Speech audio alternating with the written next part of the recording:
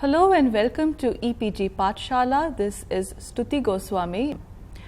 The module that we are going to do now is module number 17, and the title of the module is Do Women Peacekeepers Make a Difference? Now in this module, we will look at the role that women peacekeepers can and have played in conflict situations.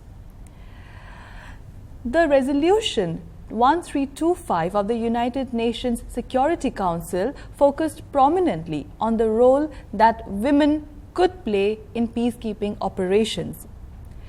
It highlighted the fact that gender mainstreaming was the need of the hour, and it insisted that all United Nations peacekeeping missions make it mandatory to adopt a gender perspective. This was a huge step forward because prior to this resolution 1325, questions of gender and the role that women played in peacekeeping operations had not been adequately addressed.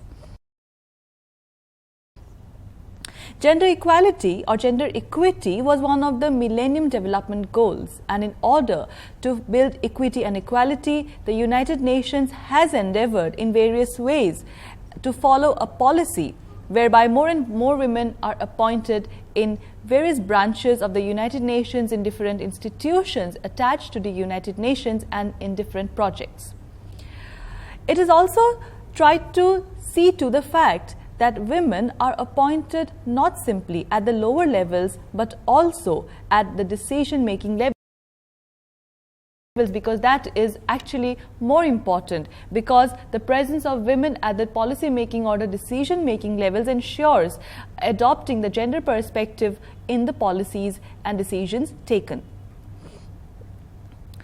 Resolution 1325 in its point 5 says this, quote, "It expresses its willingness to incorporate a gender perspective into peacekeeping operations and urges the Secretary General to ensure that, where appropriate, field operations include a gender component," unquote.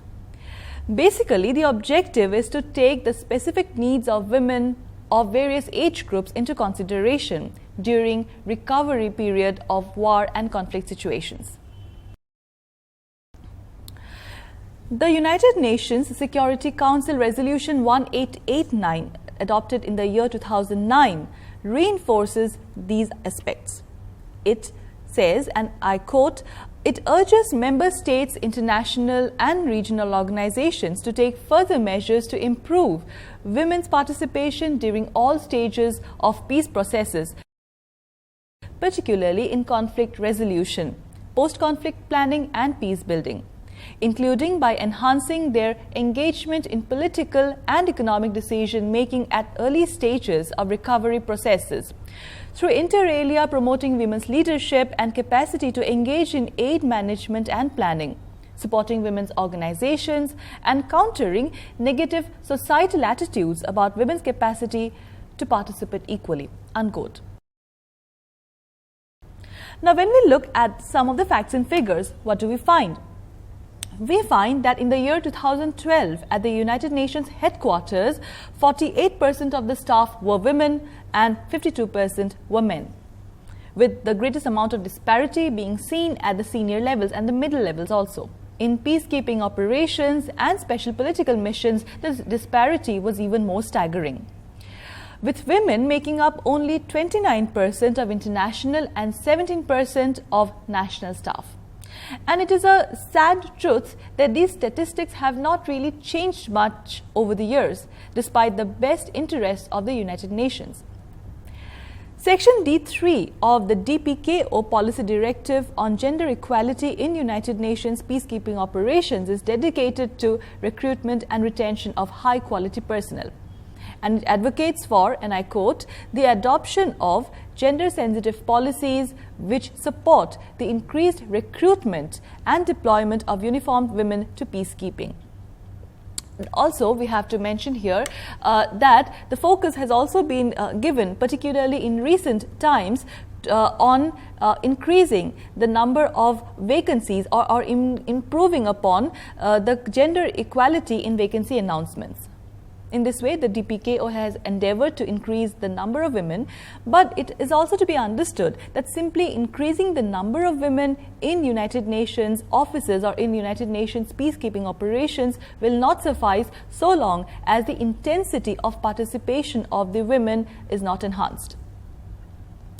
Also, the onus in this direction lies equally, if not more, on the member states or the troop contributing countries, because until and unless member states adopt a paradigm shift vis-a-vis women's participation in peacemaking processes, no amount of resolutions of the United Nations will help.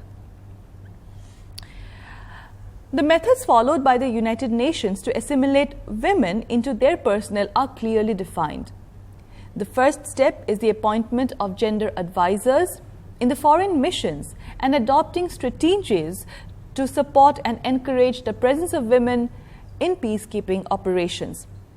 It is also equally, if not more important, to provide gender training to all personnel, whether male or female, in order to sensitize them to the needs that are peculiar to women, whether young or old, whether young girls or elderly women.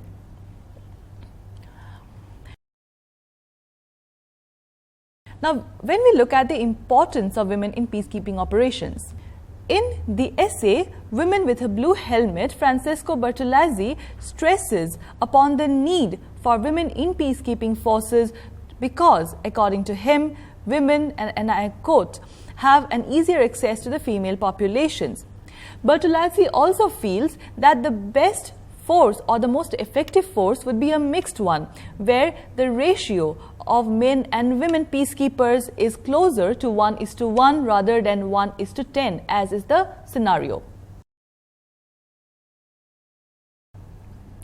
Also, the roles that women play in these processes should not be confined to staff roles or support staff roles like cooking, cleaning and so on, but mainly, the reason why women have to be a part of peacekeeping missions is to reflect the society with which they interact to build peace and stability. Although the importance of female peacekeepers has been touched upon in an earlier module, we may lay down a few more points that highlight why it is important to have women peacekeepers or female peacekeepers in the peacekeeping missions. Firstly, the increased recruitment of women in peacekeeping activities and peacekeeping missions is essential for empowering the women in the host community. Now, whenever there is a situation of conflict, particularly in a situation of armed conflict, the social security is lost and also the societal framework is broken, and this has again been referred to in an earlier module. Now, in such a case, the women of that society not only become vulnerable to all kinds of physical and sexual abuse and exploitation, but they also lose their confidence in more ways than one. And so, the presence of female peacekeepers can instill confidence in women and can help them advance or progress towards empowerment. Secondly, addressing the specific needs of female ex-combatants. Now, the female ex-combatants have to live a harsh life in times of conflict, and the presence of female peacekeepers can help them come out of those harsh experiences during the process of demobilizing and reintegration into civilian life. Thirdly, helping make the peacekeeping force approachable to women in the community, and this is self-explanatory, I believe. Next is mentoring female cadets at police and military academies. Now, this is important because it is not always possible for female peacekeepers to live permanently or for a very, very prolonged period in a particular conflict-ridden zone.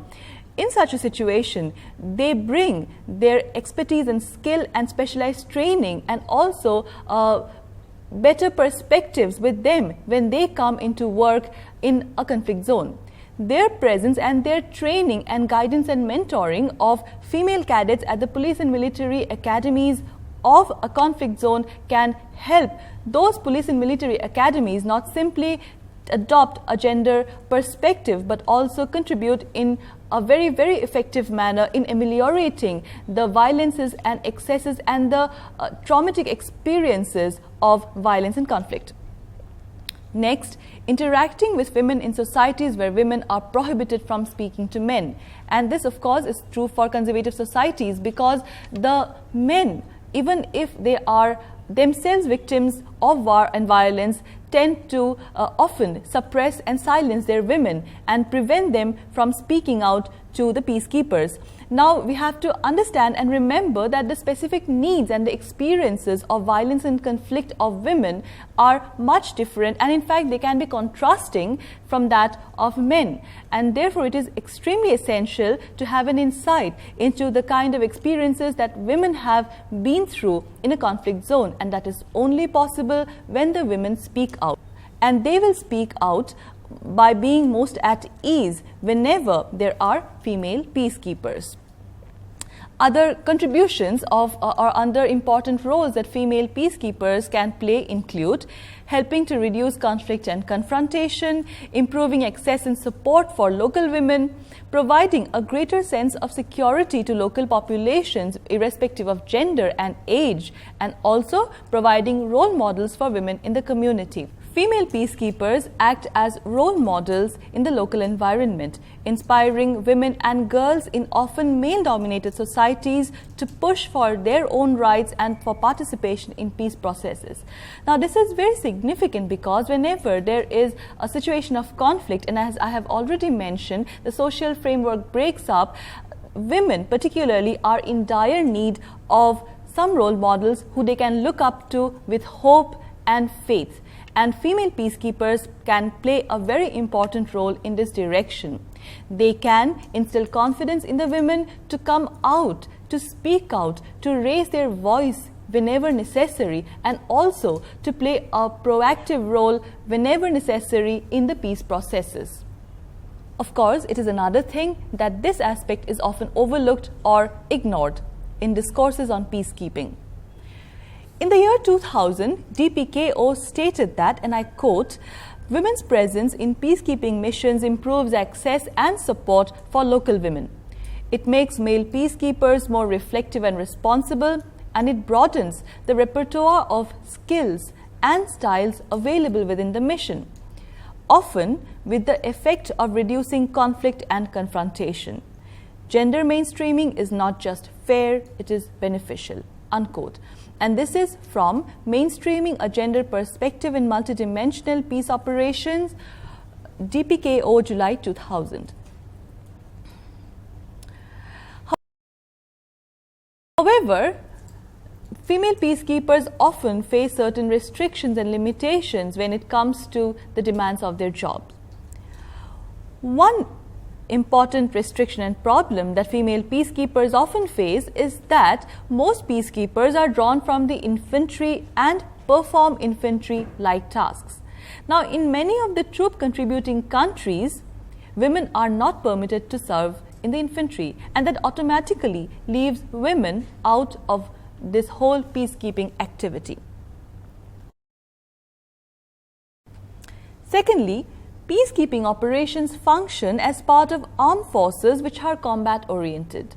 This combat orientation limits women's participation.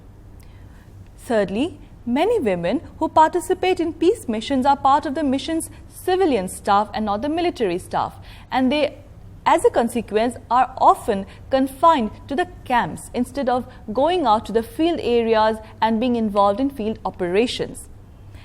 And because of this very fact that women serve mainly in administrative, public relations, information and secretarial positions, and very few occupy high-level positions, their role as peacekeepers often gets limited or restricted. Now, this is something that J. Beilstein speaks about in the expanding role of women in United Nations peacekeeping. Next, peace missions are often or generally set up in violent zones. Now, a lot of male peacekeepers particularly believe that the presence of female peacekeepers in their missions make them vulnerable to target attacks. And women peacekeepers are also seen to be extremely vulnerable in such violent situations. Now, women have sometimes to be excused from patrolling duties because of their menstrual problems. Now, this aspect of hygiene and privacy is extremely serious and significant whenever we discuss about female peacekeepers' activities in the peacekeeping missions. This very issue of females' menstrual problems also alienates men and results often in a platoon going understaffed. Again, in groups where there are highly skewed sex ratios, that is, in those peacekeeping missions where the number of women is very low, the women peacekeepers are barely, if ever, visible. And so their voices are generally unheard. Now, as a consequence of this, and particularly in the light of the fact that women in peacekeeping missions are often involved more in the civilian aspects or in secretarial positions or clerical positions, what happens is they cannot affect the decision-making activities of or the decision-making processes of the peacekeeping missions. And so, we can say that they do not really influence the group in a significant way. Another very important thing to remember in this context, and this is another of the restrictions or problems that female peacekeepers face when it comes to peacekeeping activity in the peacekeeping missions, is the fact that the kind of training that is provided to the women does not equip them or make them adept at assisting women who have been victims of sexual violence or other kinds of violence. This makes women peacekeepers ignorant of the traumatic experiences of the women victims of war, conflict or warlike situation. And also another thing here to note is that often women peacekeepers or female peacekeepers are unaware of the cultural dynamic of the host country or the host community. Their actions therefore might end up isolating them, that is the female peacekeepers, from the women in the host countries. All this eventually limit the capacity of women peacekeepers to make any kind of difference in their areas of operation. Now let us look at the aspect of women's voice and influence in conflict and transition settings. In such situations or in this context, we also have to understand that sometimes innovative practices have to be adopted in order to find solutions that are peculiar to a particular country or a particular community. Now, innovative practices seem to depend consistently on three factors. Firstly, advisors and program managers, both in country and at the headquarters of the United Nations, need political skills to identify key opportunities as they arise and to broker relations among the relevant stakeholders. This includes innovative ways of thinking, our thinking out of the box, and engaging non-traditional partners and allies. In fact, the broader range of people being involved in such decision making always leads to better perspectives, more insight, and also leads to the adoption of policies that are more effective. For example, a collaborative work between UNIFEM and the United Nations Department of Peacekeeping Operations in 2000 reveals that incentivizing military peacekeepers to consult with women on security threats in refugee and other camps is good, but also it improves upon the security and safety aspects in those refugee camps. Secondly, is to identify opportunities at the country level. In order to identify opportunities at the country level, staff need not simply good knowledge of the domestic context, effective communication skills, but also the idea and the ability and the capacity to use that knowledge and those skills in the most effective manner. Communication is key to peace processes, and unless and until a rapport is developed between the peacekeepers and the victims of conflict, it is not possible to make any headway in the direction of peacekeeping. Thirdly, technical skills and thematic expertise matter. Now, these thematic expertise and technical skills are required, but then they will be effective if and only if they are used to support the political processes that are domestically driven and owned, rather than to promote external agendas. Now, these 3 points that we discussed are from Women's Participation in Peace and Security, Normative Ends, Political Means by Domingo Pillar, Tam O'Neill and Marta Foresti.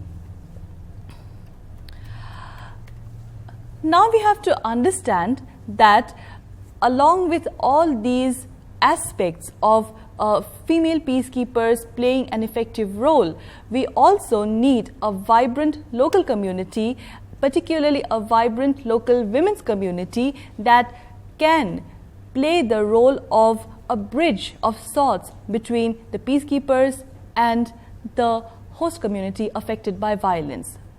Probably in this context, one example that we can cite is that of Assam. Now, in Assam, in the year 1915, when Assam was still under British colonial rule, Mahila Samiti or a women's committee was formed. This was the first such committee, all women's committee formed, and in no time the number of such committees or samitis increased all over Assam. Now, these samitis played a very important role in the freedom movement and also in finding solutions to ills prevailing in Assamese society, besides taking up mass education and weaving projects and so on. Of course, in the 1950s, after India's independence, these samitis became apolitical in matter. But during the Assam agitation that took place between 1979 and 1985 and that took place against the illegal immigrants from Bangladesh, women's organization played an important role in social reconstruction. This is true particularly in the light of the fact that this agitation that began as an agitation only soon took a violent turn. And then in social reconstruction, in social rebuilding, the women's organizations in Assam played a very important role. But once again, these efforts are basically or often undocumented and unacknowledged. Another important organization that was formed in the year 1995 was the Assam Mahila Samata Samiti that not only emphasized upon equal participation of women in learning processes, but that also voiced its protest against atrocities whenever the need arose.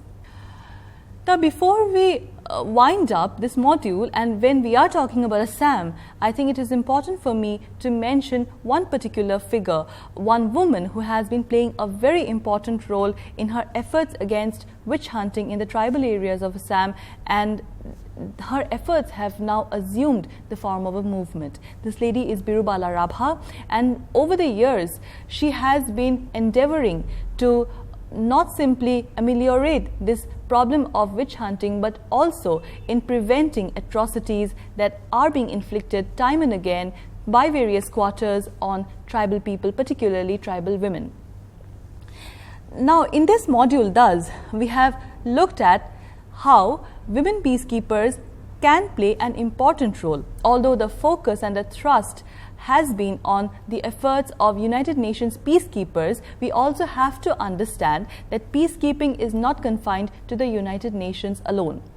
At the grassroots level, in the small towns, states and provinces in different parts of the world, women's groups have been playing an important role in finding solutions to social diseases and also in protesting against atrocities by the state and by various authorities. women peacekeepers from the United Nations, it is true, have a very important role to play.